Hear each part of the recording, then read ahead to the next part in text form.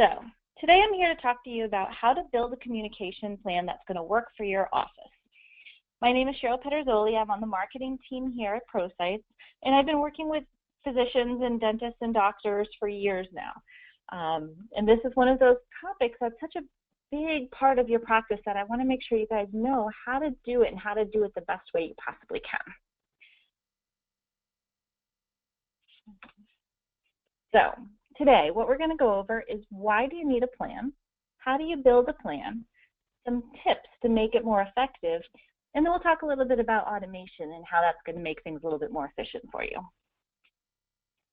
So the major goal of any communication or really marketing plan is to attract potential patients, convert them into being your patient, and then retain them for as long as you possibly can. Think about where you spend a lot of your time today, and let's see if that's where we really should be aligning all of our efforts as we go through this. So if you're like most practices, most of the time in the budget you have is spent on attracting new patients. I've actually only encountered a couple of dentists who will tell me they already have all the patients they need. So a lot of people spend a lot of time and money here. Some of the common tactics that are getting used are having an online presence, so your website, being found on search engines, doing online advertising, being active on social media, having office signage, newspaper ads, or direct mail advertising, kind of their typical marketing that you hear about. On average, what we find is that dental offices spend about $500 per month on marketing. And this is an average number over a survey that we did last year.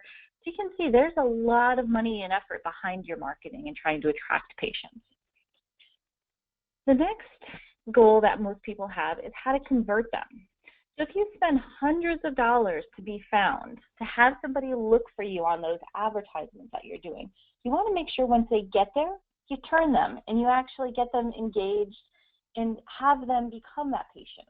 So some of the things that we recommend is making sure you have all the answers they could need on your website. It could be as simple as making sure they can find your office hours or directions or the bio of your dentist in your office. It's important to have all that information. We also highly recommend you talk about all the different services that you offer because that also will keep somebody or turn them off. You also want to make sure that when somebody is engaged, you answer the phone when they call. Have a live person on that. Have references available if you need them. We have a lot of doctors who find huge success with having a lot of good, strong online reviews, and then using social media help reinforce that. So if you think about the cycle that somebody's going to go through when they're trying to find a new dentist or a new doctor, they're going to start out by looking and saying, okay, who's available in my area? And then they're going to try to get validation before they say, yep, that's the person that I really want to talk to. So that conversion is really important, trying to make sure that they find you, but then they stick with you. We find that 88% of online shoppers incorporate reviews into their decision, and this is even more important in healthcare, where it's such a personal relationship between that patient and the doctor. So reviews are one of the more critical things that we find nowadays that are really helping doctors keep patients and bring patients in the door. So the last goal is retaining patients. And what's amazing about this step is if you can do it, it's going to have the most profound impact on your practice. It's going to keep patients. It's going to make you guys profitable. The common tactics are making sure you have appointment reminders, recalling patients back when it's time to get them in, talking about their birthday and sending out holiday messages, Happy New Year, things like that. And then newsletters that just keep them in touch with you as a practice, keep them feel connected. And you can use those also to reinforce when you might have something new coming up, a new service you offer, changes that people need to know about in the industry, things like that. If you guys didn't know already, it's 5 to 10 times cheaper to keep a current patient than acquire a new one. Now, this is why this is such an important part of your communication strategy, because if you can keep somebody, that $500 you spend a month may not need to be so high. You might be able to actually reduce that spend and be able to actually be more profitable. Why it's important to have a plan? Henry Schein did a little survey in 2015, and they found that if if dentists are able to have patients meet the standards of care that are prescribed, making sure they get in every time that they're supposed to, for all of the active patients they have, there is an opportunity to make an additional $241,000 for the practice simply by keeping all of their existing patients coming in when they're supposed to. It's an amazing opportunity by just getting them back in the office. So next, let's talk about how do you build a plan? What do you incorporate? What are the communication channels? Things like that. So when you build any plan, it's great to have a checklist of how to get going. So you want to start by defining your goals. Think about all the channels that are available to you. Understand the resources that you have, your financial and your human resources. Prioritize and then execute. So let's talk about all of these a little more. So we talked about the most common goals: attract, convert, retain. If these are not your goals, or if you have something else, think about that, and then think about what types of communications are going to support that.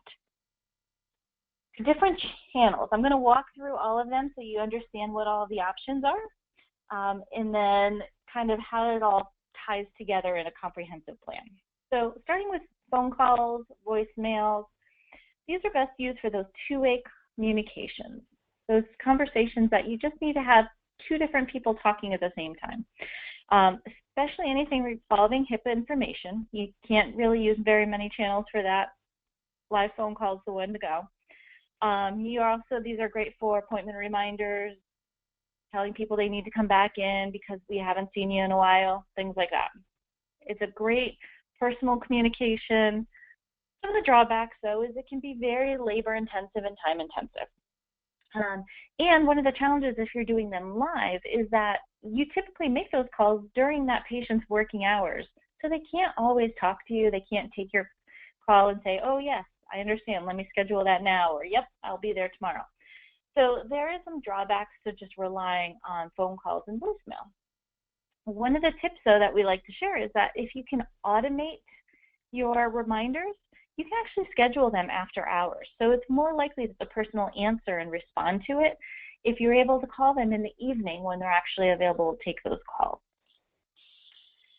Next communication channel available is text messaging. Now this is really just starting to become very popular with doctors' offices.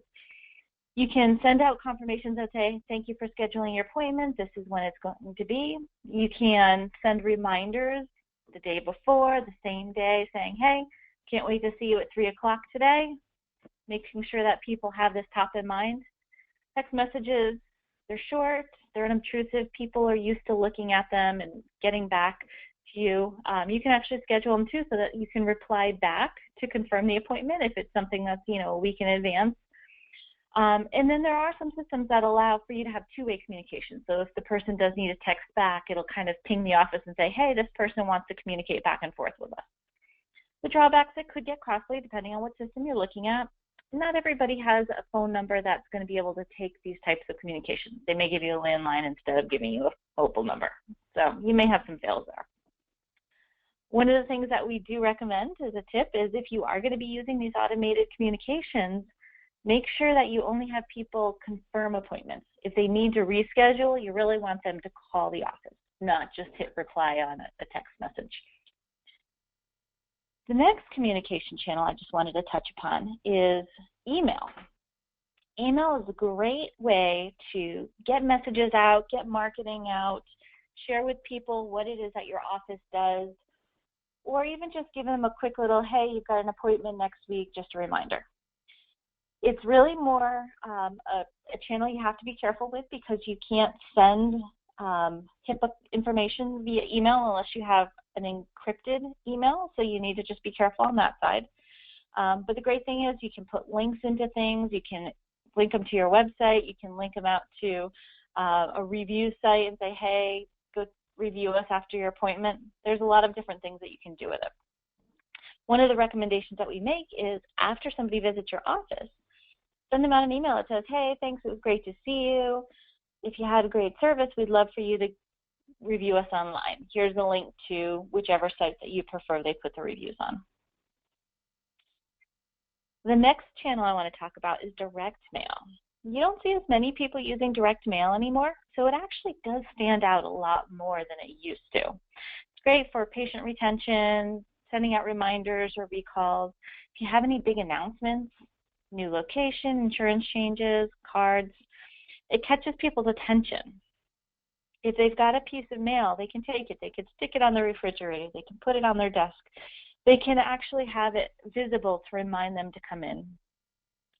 There is a little bit more cost associated with it, and it's hard to know if somebody is really getting it and actually doing something with it. But overall, we do find that people are getting great response with direct mail, so we encourage people to still do this. One of the things that we recommend people do too is if you're not getting them to respond to text messages or emails or even phone calls, sending them out a postcard that says, hey, call the office, it's time to schedule an appointment. It's a great way to reach people if you can't get them via any other channels. Now, last one I want to talk about for channels is social media. Social media is one of those channels that I think we realize that everybody is out there. Actually, 69% of adults use social media, but there's a little hesitation to use it in healthcare because of the concerns about HIPAA and privacy and things like that. You don't need to worry as long as you're really careful about what you're doing. So it's great for marketing your practice, engaging your patients, ones that are there with you today, and letting them know that you've got something new going on in the office, or posting up pictures about your office if you've got big events. There's also a lot of people who are doing reviews on Facebook, out there on those channels. So if you're getting reviews, you can respond to them. You can say, thanks for coming in, it was great to see you, or I'm sorry you had a bad experience, I'd love to talk to you about it and understand more, and so we can correct it. So it's important to have social media, at least a very basic presence for things like that. You can also do some information where you collect information about patients by using polls or surveys, which is kind of a cool idea. If you wanted to throw out something like, hey, we're thinking about moving. Is this location good? Or, just different ideas like that. People are on social media all the time, so it's a great channel to be out there. You can get back to people quickly with answers to their questions. Typical things that we might see are, what are your office hours? That kind of stuff. You get a lot of great reviews, so that's great. The drawback, it could be time consuming. You need to understand how social media works, especially when you're talking about privacy and sharing things, and just making sure that you're not oversharing. And in order to really do it right, you do need to stay on top of it. You need to watch it. One of the tips that we give people is make sure you always respond to reviews.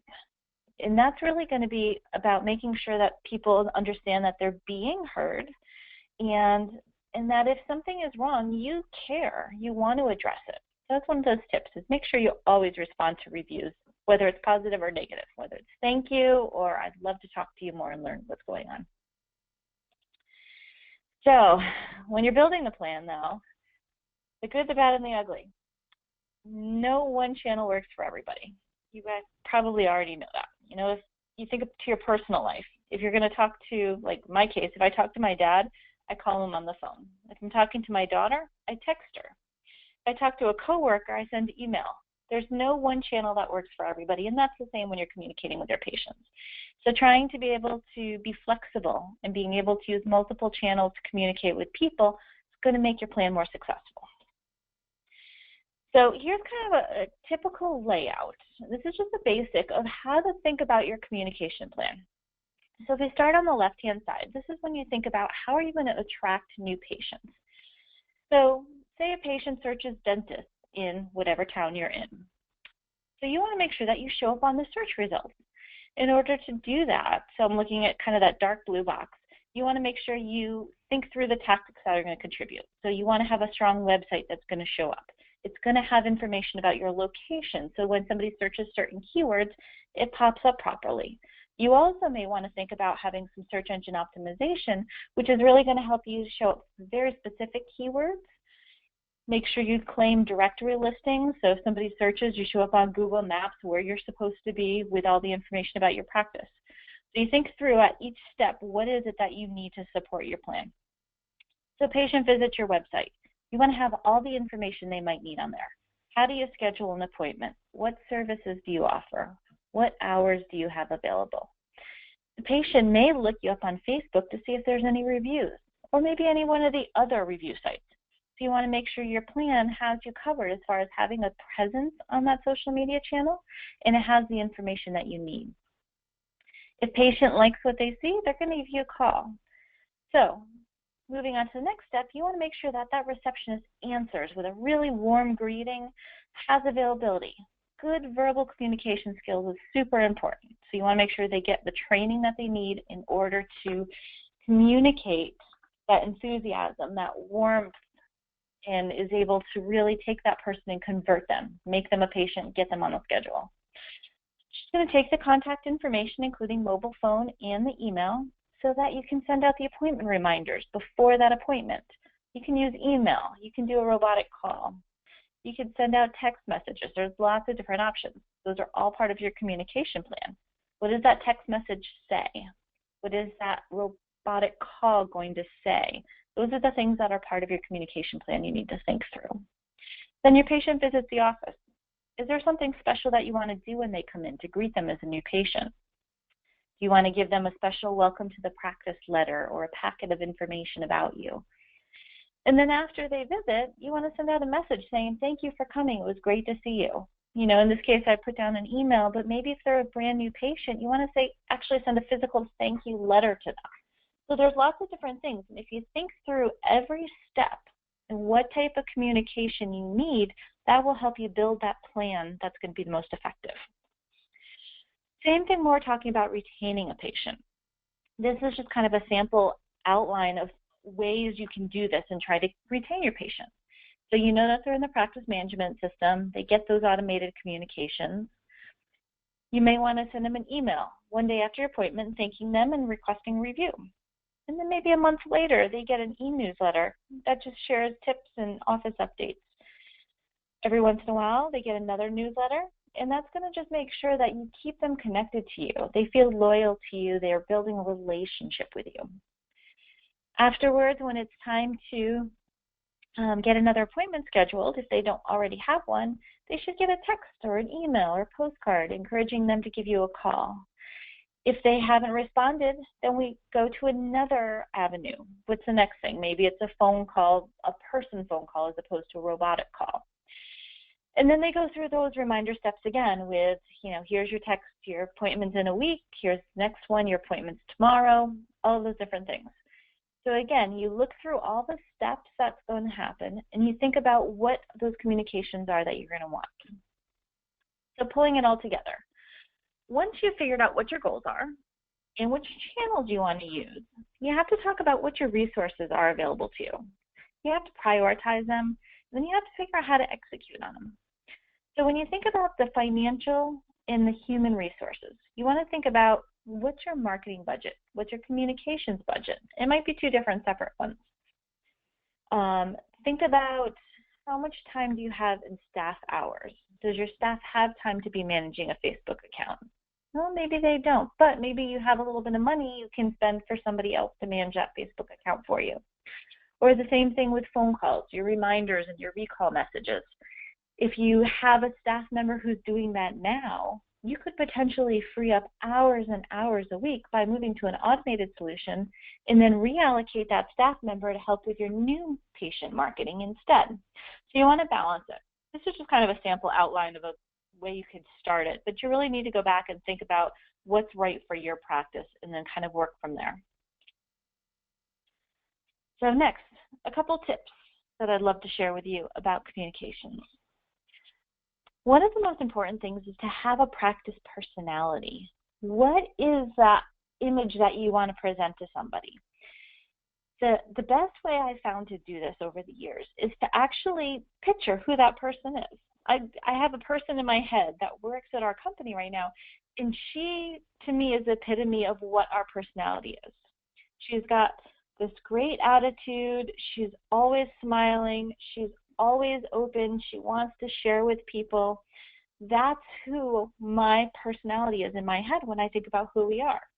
Find that same one in your practice. Understand what that personality is, and then make sure that is a personality that comes through in every communication. So not just the person who's answering the phone. You want them to have that same attitude. But when you talk on social media, you want that to come across the same way. If you're on your website, you want that to come across the same way. You want to be consistent throughout. So it doesn't seem like your practice where you've got all kinds of different people, different personalities. You want it to be consistent experience because that's what people are going to remember. So you just want to make sure that everything's consistent and has personality. The next one, make sure you put as much information online about your practice, because when patients are looking for information about you, they're going to go to your website. When new patients, people you're not working with yet, want to learn about you, they're going to go to your website. So you want to make sure you have lots of great content out there. The other benefit is having a lot of good content is also going to help with your search engine listing placements. So if people are searching on certain keywords, like instead of searching on dentists in your town, they might be looking for teeth whitening in your town. Well, if you've got a page up on your website about the teeth whitening services that you offer, that's going to make you more likely than the next dentist to show up in that search result. So it's important to make sure you have that content, not just for people, but also for search engines.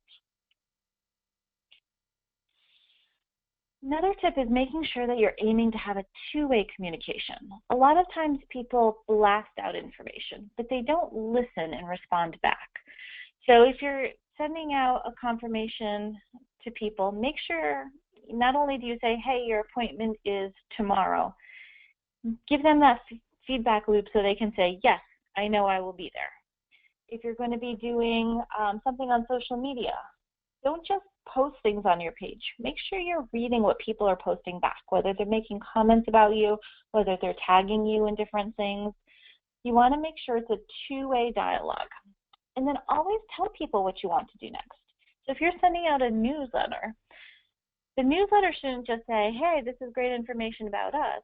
It should also say, call me today so we can schedule your appointment for your tooth whitening, or have that next step so they know what the expectation is. Make sure you include that also. If somebody's not going to be coming back, ask them why not to. If they're not scheduling an appointment, it's important to understand, because that's going to be what helps you grow your practice. Is there something that you guys did wrong? Is there something you can change to help retain more patients? Next tip is automate patient communications. One of the things that we find is that there's a lot of dentists already using orthopedic, but there's a lot of them that aren't. And if they are, they might not be using a solution that actually encompasses multiple channels. That's where we find that somebody may be using phone reminders, but not using text reminders yet. That's a huge place where there's such a potential to help get more people in the seat. So if it's not already there, make sure you incorporate it so that they have all these different options. Use a multi-channel approach, and automating your system makes that so much easier. It requires very little additional work to add in that second phone number that's a mobile phone number or an email address, but it pays off dividends down the line. Next tip is use social media. I know people are resistant to it, but when we look at what's going on right now, 80% of dentists are using it.